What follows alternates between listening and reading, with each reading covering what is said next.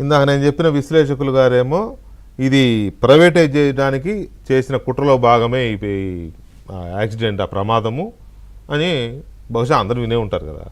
నేను ఒక్కడనే కాదు కదా దోషిని ఇక్కడ, పాపిని ఆయన దృష్టిలో. మీరు కూడా పాపులై ఉంటారు. ఓకే, సో ఆయనేమో దానికి కుట్ర ముద్ర వేసాడు. ఇంకొక జర్నలిస్టు ఆవిడ ఏంటంటే ఇంకా ప్రమాదాలు జరుగుతాయి కొన్ని అనేది ఆవిడ వదిలిన వీడియో. సో ఇన్ని రకాల కుట్రలు అనేవి బయటికి వదులుతున్నప్పుడు ఇందులో కూడా ప్రభుత్వం మరి దాన్ని ఇది చేసుకోవాలని పర్టికులర్ కేంద్ర ప్రభుత్వం ఇన్వాల్వ్ అవ్వాలి ఇందులో ఖచ్చితంగా, నాకు తెలిసి. ఖచ్చితంగా కదా, రాష్ట్ర ప్రభుత్వం ఇన్వాల్వ్ అవ్వాలి, ఎన్డీఏనే కాబట్టి. కేంద్ర ప్రభుత్వం అయితే ఖచ్చితంగా ఇన్వాల్వ్ అవ్వాలి. ఆ కుట్ర ఉందా లేదా అసలు, పైగా ప్రభుత్వమే కుట్ర చేసిందని కదా ఆరోపణ. అవును, RINL. ఇక్కడ విషయం ఏంటంటే వికే గారు, ఎప్పుడైతే జగన్మోహన్ రెడ్డి వెళ్ళి ఇది కుట్ర అన్నాడో దాని కంటిన్యూషన్గా ఈ ప్రపంచ మేధావి కానీ లేకపోతే ఆ ఉమెన్ జర్నలిస్ట్ కానీ వాళ్ళు మొదలుపెట్టారు. అసలు ఈ రాష్ట్రీయ ఇస్పాత్ నిగమ్ లిమిటెడ్ని మూసేయటానికి కుట్ర పన్నాల్సిన అవసరం ఏముంది? కేంద్ర కేబినెట్ ఒక నిర్ణయం తీసుకుంటే అయిపోతుంది కదా, మూతపడిపోతుంది కదా. ఆల్రెడీ కేంద్ర మంత్రివర్గం దీని నుంచి పెట్టుబడులు ఉపసంహరించాలని ఒక నిర్ణయం తీసుకుంది కదా. దాన్ని కూటమి ప్రభుత్వం ఏర్పడ్డ తర్వాత కదా రివర్స్ చేశారు. ప్యాకేజీ తెచ్చుకున్నది. తర్వాత రాష్ట్ర ప్రభుత్వం కొంత ఈ ట్యాక్సులు ఇవన్నీ దీని ఈక్విటీగా మార్చింది. ఫ్యాక్టరీ ముయ్యాలి అంటే కార్మికులని బలిపెట్టాలి అన్న ఆలోచన ఎవరికన్నా వస్తుందా? వీళ్ళ కుట్ర కాకపోతే ఈ మేధావులందరూ కలిసి సమాజం మీదకి ఇటువంటి ఒక చెడు ఆలోచనలను ఇంజెక్ట్ చేయడానికి శతవిధాల ప్రయత్నం చేస్తూ ఉన్నారు.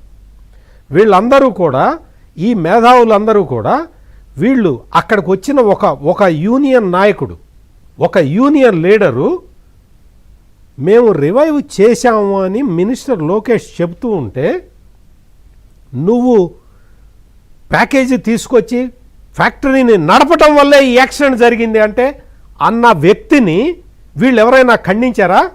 అంటే ప్యాకేజీ తీసుకురావటం తప్ప చనిపోయేవాళ్ళు కాదు. ఎగ్జాక్ట్లీ, విశాఖ ఉక్కుని మూసేయాలని అతని ఉద్దేశమా? ఈ క్వశ్చన్ అంటే కార్మికుల సంక్షేమం కోరేవాడు ఎవడైనా సరే, ఆ ట్రేడ్ యూనియన్ లీడరు ఆ మాట అంటే అతన్ని ఖండించాలా వద్దా? అతన్ని ఖండించకుండా అతను చేసిన తప్పుడు వ్యాఖ్యని సమర్థించుకోవటానికి మంత్రి మీద పడుతున్నారు. ఇదంతా కుట్ర. కార్మికులను చంపి ఫ్యాక్టరీ ముయ్యాలండి. ఫ్యాక్టరీ ముయ్యాలి అంటే చంపుతారండి, తీర్మానం చేస్తే అయిపోతుంది కదండి. ఒక మాట, కొన్ని నియంతృత్వ దేశాలు ఉంటాయి కదా, నియంత్రణ పరిపాలిస్తుంటారు గవర్నమెంట్ వాళ్ళు. అందులో కొన్ని కమ్యూనిస్టు దేశాలు కూడా ఉన్నాయి, నియంత్ర దేశాలు. అక్కడ ఇలా చంపేసిన ఘటనలు చాలా ఉన్నాయి. ఉదాహరణకు తియనన్మెన్ స్క్వేర్. బహుశా అవి చూసి వీళ్ళు అలాంటి నియంతృత్వ పరిపాలన ఉన్న దేశాల్లో ప్రజల్ని చంపేయడానికి వాళ్ళు ఏ కుట్రలు ఏం చేస్తారు, కిమ్ము లాంటోడు, లేకపోతే ఇంకో లాంటోడు. కానీ ఇది ప్రజాస్వామ్య భారతదేశంలో కార్మికులను బలిపెడతారా? వీకే గారు, మీకు జగన్మోహన్ రెడ్డి ఇది మూసేస్తే దీంట్లో రియల్ ఎస్టేట్ వ్యాపారం చేసుకోవచ్చు, 7,000 ఎకరాలు 7,000 ఎకరాలు అని ఆలోచించిన రోజు, అది చెప్పిన రోజు, అది ఎవరు చెప్పారు? మామూలు మనుషులు కూడా కాదు. Senior most IAS officer, chief సెక్రటరీగా పనిచేసిన LV సుబ్రహ్మణ్యం గారు చెప్పిన బయట పెట్టాడండి. పట్టావి మొన్న లెటర్ కూడా బయట పెట్టాడు, ప్రధానమంత్రికి రాసిన. చెప్తున్నా, అదే అటువంటివి బయటకు వచ్చినప్పుడు ఈ మేధావి ఎక్కడికి పోయాడు? ఈ వీళ్ళందరూ కూడా ఎక్కడికి పోయారు? వాళ్ళేం మాట్లాడరు. అప్పుడు మాట్లాడాల. ప్యాకేజీ వచ్చిన తర్వాత దీనికి కొంచెం సరిగ్గా చేయండి అని మాట్లాడాల. ఇప్పుడు తీసేశారు అని చెప్తున్నారు కదా. మీరు బాబ్జీ గారిని కూడా అడగండి.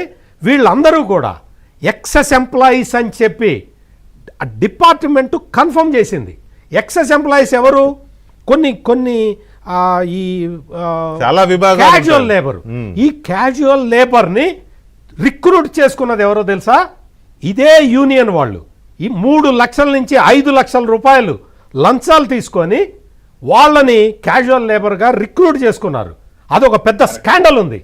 ఆ స్కాండల్ అంతా ఇప్పుడు బయటికి రావాలి. వాళ్ళందరినీ ఒక ఆయన వచ్చి 10,000 మందిని తీశారంటాడు, ఇంకొక ఆయన వచ్చి 40,000 మందిని తీశారంటాడు. అక్కడ ఎంత ఫిగర్ ఉంది, ఎంతమందిని తీసేశారు. ఎక్సెస్ స్టాఫ్ ఉండటం వల్ల, వాళ్ళ శాలరీ బడ్డెను పెరగటం వల్ల ఫ్యాక్టరీకి లాసులు వస్తున్నాయి. లాసుల్లో అదొక కారణం. దాన్ని మొత్తం ఎఫిషియన్సీని పెంచి 54 చెప్తుంటే నాకు ఒకటి అనిపిస్తుంది, అది స్కాండలా లేకపోతే కొంతమంది లీడర్లు డబ్బులు తీసుకుని పెట్టించారా ఉద్యోగాలు, ఇది సెకండరీ. అదే ప్రైమరీ. వీకే గారు నేను అనేది ఎక్సెస్ స్టాఫ్ తీసేశారు. ఆ ఎక్సెస్ స్టాఫ్ వల్ల వచ్చారు. కాదు సార్, నేను అనేది అసలు వాళ్ళు ఉద్యోగాలు వాళ్ళకి ఎవరు ఇమ్మన్నారు? కంపెనీని ఎవరో చెప్తే ఇచ్చేస్తారా?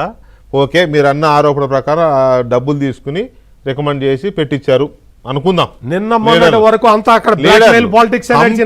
కంపెనీ ఉద్యోగాలు ఎందుకు ఇచ్చింది? వాళ్ళకి ఇచ్చిన తర్వాత యూ హావ్ టు ఎగ్జాక్ట్లీ కదా.